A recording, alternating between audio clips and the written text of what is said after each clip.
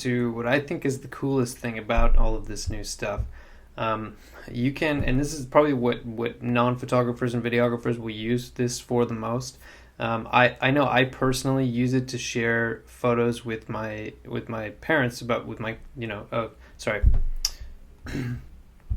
Okay, and moving on to another brand new, really cool feature that I think is awesome. I think this is also the thing that's going to attract non-photographers, non-videographers to the platform the most, and that is that you can create apps, photo gallery apps, and video gallery apps with this platform. And I think that we'll use it because I don't actually use it for customers. I use this for to share photos of my kids with my parents who live across the world. And so like I can just update the app. It's totally private, and my parents can see the photos as I update them. So I think it's pretty cool. Basically, if you want to create an app, you can do this for a customer, client, or you can do it for yourself, your parents, whatever you want. We want maximum flexibility, right? That's the whole idea. We're gonna go here and drag over our photos. Just use the aerial ones again. Okay, once the photos are uploaded, I would say done with the images. And this is where we go. Oh no, sorry. This is where we go into no. So this is could be a customer, could be a family member, whatever. You want to turn this into an app, and I'll show you the difference between these two in a second here. But let's just start with this. Turn this into an app. Image price. Usually the price is going to be 0 because hopefully they've already paid for this. If sometime in the future, I think that if the customer has not if the customer has booked a photo shoot with Pick Your Photo or otherwise, we'll prompt them to download it, to turn it into an app for an additional price. I don't know exactly how we're going to do that yet, but that's something that we're going to do. So the images are 0, included photos are also 0. The currency is not important. We'll say this is aerial photos, whatever we want to call it, taken in London, Oregon, and Cancun. Date, different things. Client is John, and then we hit approve. And now what that little tick at the beginning, turn this into an app, is going to do is it's going to set icons and styles and stuff like that for from your London, Oregon, Cancun show. Yeah, I forgot it does that.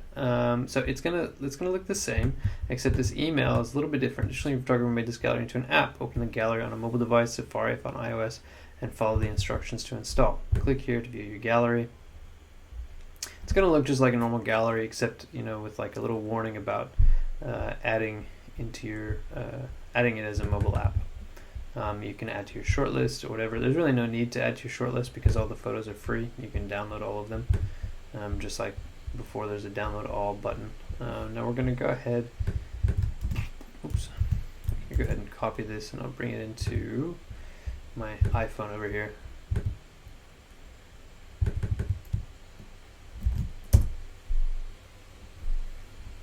There we are. So we've got the gallery in the iPhone. If we press this and then we want to save,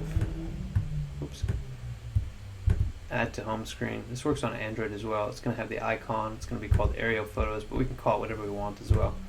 You open that up, and it's going to load up the gallery basically without the website behind it. And you're going to be able to scroll through these just like you would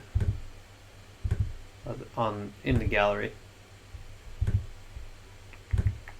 This is a little bit more smooth on a real device. I don't know why it's being that rough on the emulator here.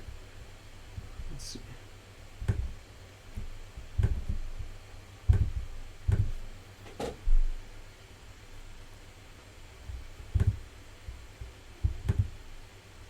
And yeah, that's that. So one cool thing that this doesn't show is this. So we've got this. If I want to, let's say, should I go a different one this time? We'll go uploading a few of these photos. I'm going to create another app here.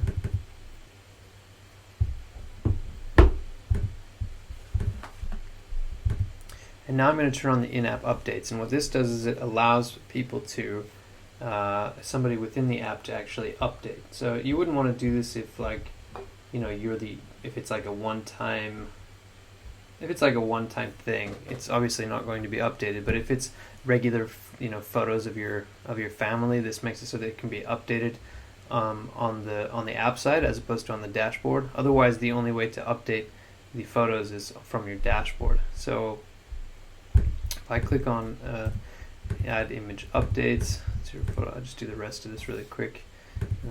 This is at weddings, right?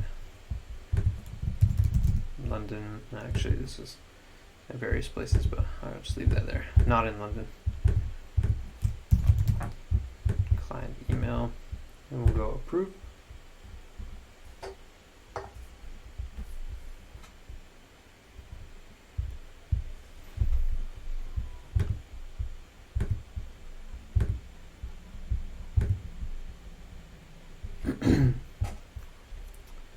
Again, we're going to go ahead and move this into an app. And what you're going to notice here is that add to home screen.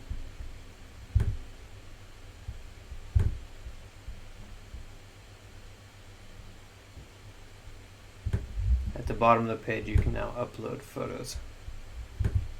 I don't think this device has any photo. Oh, here we go. We'll go ahead and upload this one. Why not?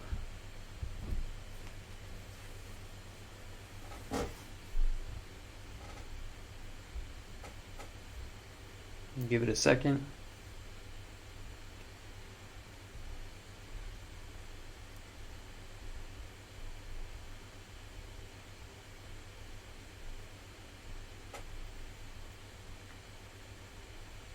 And boom, that's it.